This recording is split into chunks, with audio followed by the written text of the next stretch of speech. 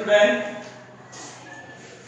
आज मैं KTM sir आप सबों को क्लास 3 में हिंदी व्याकरण लेकर आए हैं। आज 3 क्लास के हिंदी व्याकरण पाठ 2 दूसरा पाठ, जिसे पाठ पर हम लिखा गया है वर्णमाला, जिसे अंग्रेजी में हम लोग अल्फाबेट कहते हैं। पेज नंबर 10 पर देखेंगे। दूसरा पाठ है वर्णमाला, अंग्रेजी में लिखा गया है अल्फाबेट। तो पहले हम लोग समझेंगे कि वर्णमाला क्या है, वर्ण क्या है। तो हम लोग कुछ मुंह से बोलते हैं, ध्वनि निकालते हैं, आवाज निकालते हैं। ध्वनि का अर्थ होता है आवाज। अ, क, म, च, र, फ कुछ भी बोलते हैं तो यह मुंह से हमारा आवाज निकलता है। आवाज निकलना यानी कि मुंह से ध्वनि निकल रहा है, तो उस ध्वनि को हम लोग वर्ण कहेंगे। क, प, च, र, ल, अ, ये सब क्या है? वर्ण है। तो किताब देखेंगे, बोलते समय हमारे मुंह से कुछ ध्वनियां निकलती है। ध्वनियां जब बोली और लिखी जाती है, जब हम मुंह से क, म, ल, च, प, र, त जो भी बोलते हैं, अगर उसको हम लिखेंगे तो उसे हम लोग वर्ण कहेंगे। तो ध्वनि जब बोली या लिखी जाती है तो उसे हम लोग वर्ण कहते हैं। वर्ण भाषा की सबसे छोटी इकाई है। भाषा जो हम लोग बोलते हैं उसका सबसे छोटी इकाई को हम लोग वर्ण कहते हैं। जैसे एक शब्द लेते हैं राजा। राजा में देखो 2 शब्द है, 2 वर्ण है, एक रा दूसरा जा, मिला के होता है राजा। अब देखो र में ये हलंत दिए, यानी कि ये पूर्ण रूप से र नहीं है, इसमें ओ जुड़ा आ जुड़ा हुआ है। ये आकर का अर्थ होता है आ, तो र में आ जोड़े तब हो गया रा, जो पर आ जोड़े तो हो गया जा। तो इस तरह र जोड़ आ जोड़ जो जोड़ आ बराबर राजा पूर्ण रूप से होता है। उसी तरह दूसरा उदाहरण है कलम। इसमें क, ल, म, कलम 3 शब्द है। क में ओ जोड़ेंगे तो क हो जाएगा। कुछ भी बोलेंगे व्यंजन में, जैसे हम लोग कुछ क से ह तक में जो भी बोलते हैं उसमें अंत में बोलने पर अ का उच्चारण होता है। तो इसीलिए क में ओ जोड़ेंगे तो क हो जाएगा, ल में ओ जोड़ेंगे तो ल हो जाएगा, म में ओ जोड़ेंगे तो म हो जाएगा। इस तरह क, ल, म, कलम ये दिया गया है। इसमें वर्ण एक निश्चित क्रम में लिखे जाते हैं। वर्ण जो भी है एक निश्चित क्रम में, मतलब लगातार लिखे जाते हैं। लगातार लिखते हैं क्रम के अनुसार। जैसे क, ल, म ये वर्ण लगातार हो जाता है, निश्चित क्रम में लिखे जाते वर्णों के सही क्रम को हम लोग वर्णमाला कहते हैं। याद रखेंगे, ध्वनि के सबसे छोटी इकाई को वर्ण कहते हैं और वर्णों को सही क्रम में लिखने के ढंग को हम लोग वर्णमाला कहते हैं। वर्ण एक निश्चित क्रम में लिखे जाते हैं, वर्णों के सही क्रम को वर्णमाला कहते हैं। वर्ण 2 प्रकार के होते हैं, स्वर और व्यंजन। अब हम लोग वर्ण के प्रकार पढ़ेंगे। वर्ण 2 प्रकार के होते हैं, पहला है स्वर वर्ण, दूसरा है व्यंजन वर्ण। आप देखेंगे बोर्ड पर वर्ण 2 प्रकार के, स्वर और व्यंजन। स्वर वर्ण में 11 होते हैं। कौन कौन सा? पहला या दूसरा क्लास में आप पढ़े होंगे। अ, आ, से, दीर्घे, हसो, दीर्घो, री, ए, औ, औ। ये कुल मिलाकर 11 है। 11 स्वर वर्ण कहलाते हैं। इसके अलावा दूसरा वर्ण क्या है? व्यंजन वर्ण, जिसे हम लोग 33 काउंट करेंगे तो 33 होगा। कहां से?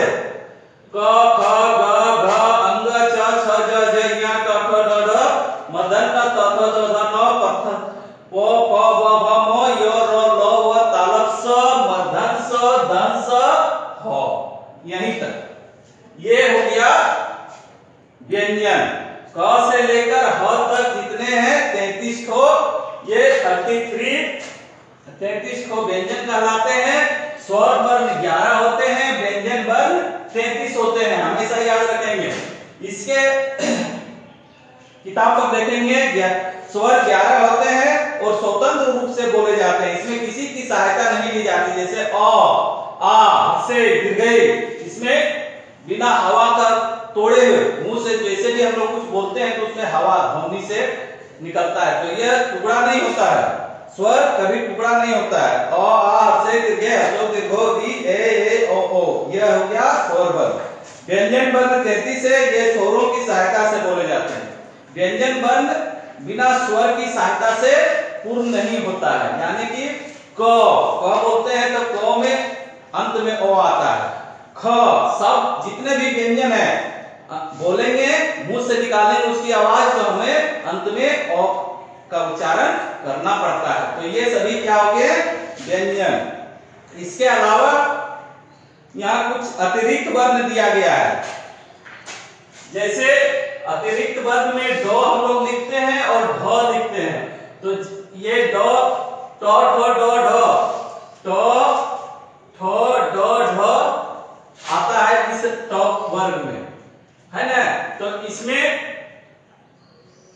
बिंदु अगर दे देंगे तो यह ड में बिंदु लिखाता है, तो इसको हम लोग आगे पढ़ेंगे इसमें कब क्या होता है। तो ये दोनों जो ऐसे ड और ढ अतिरिक्त वर्ण है, ये ड और ढ अतिरिक्त वर्ण है, अतिरिक्त वर्ण, ठीक है। तो ड और ढ को अतिरिक्त वर्ण माना गया है। अब आते हैं संयुक्त वर्ण में। संयुक्त वर्ण मिला हुआ, संयुक्त मतलब जुड़ा हुआ, संयुक्त वर्ण कौन सा कहलाता है, जैसे छ, त्र, ज्ञ और स्र, ये चार होते हैं संयुक्त वर्ण। जैसे छ, त्र, ज्ञ और स्र दो व्यंजनों से मिले हुए रूप है, इसे संयुक्त वर्ण कहते हैं। इनका स्वरूप इस प्रकार है, संयुक्त वर्ण व्यंजन और व्यंजन, यानी दो व्यंजन के मिलने से एक संयुक्त वर्ण होता है।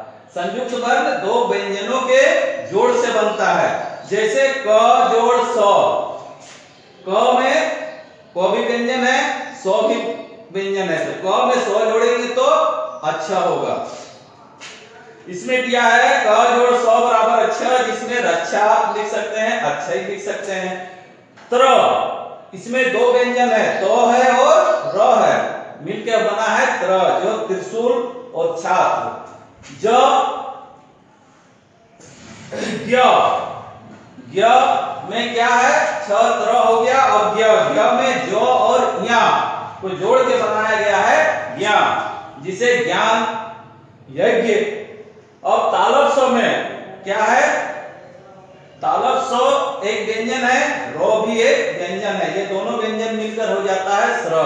स्र से कभी देखते हैं ना हम लोग अपने से बड़ों के नाम के आगे श्री लगाते हैं, तो श्री में दो व्यंजन है, तालव स्व और रो मिलकर बना है स्र, जिसे हम लोग श्री, श्रीमान लिख सकते हैं। अन्य वर्ण, अन्य वर्ण पहले हमने पढ़ा, वर्ण स्वर वर्ण व्यंजन वर्ण, ये मुख्य रूप से दो है। इसके अलावे आते हैं संयुक्त वर्ण में दो व्यंजन का जोड़, अन्य वर्ण में अंग और चंद्र बिंदु और विसर्ग, अनुस्वार, चंद्र बिंदु और विसर्ग, ये सभी क्या है, अन्य वर्ण है, जिसे हम लोग अयोगवाद कहेंगे। बिना इसकी सहायता से ये पूर्ण नहीं होगा। जैसे अंग, अंग लिखेंगे तो जब तक ये बिंदु नहीं देंगे पूर्ण नहीं कहलाएगा।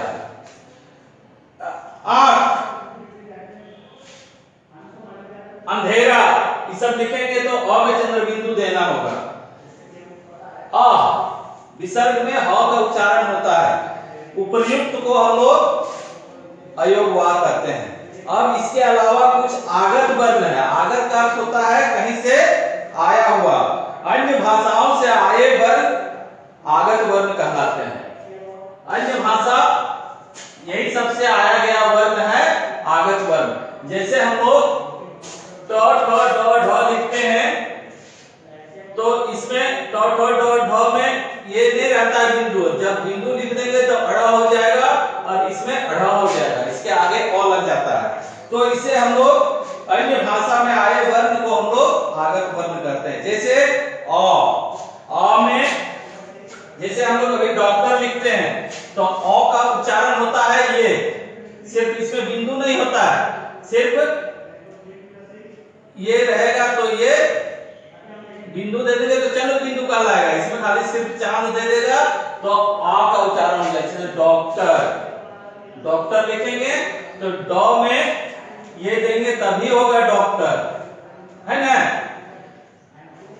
तो इस तरह ज में नीचे और फ, यहां देखो दिया गया है ज और फ, ये हो गया आगत वर्ण, अ ज और फ।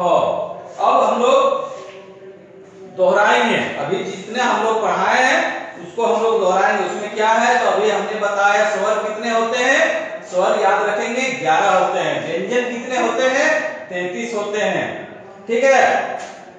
और संयुक्त वर्ण 4 होते हैं, अक्षर, त्र, ज्ञा और स्र। आगत वर्ण कौन कौन से हैं, अ, ज और ख, ये सब याद रखेंगे। और इसमें वर्कशीट दिया गया है बच्चों पेज नंबर 12 में, इसमें आराम से आप लोग भर सकते हैं 12 और 13। इसको ध्यान से पढ़ेंगे और 12 और 13 का पेज में वर्कशीट जो है इसको घर पर आराम से बनाएंगे। आज के लिए बस इतना ही, नेक्स्ट क्लास में नेक्स्ट फिर पढ़ाएंगे। तब तक के लिए धन्यवाद।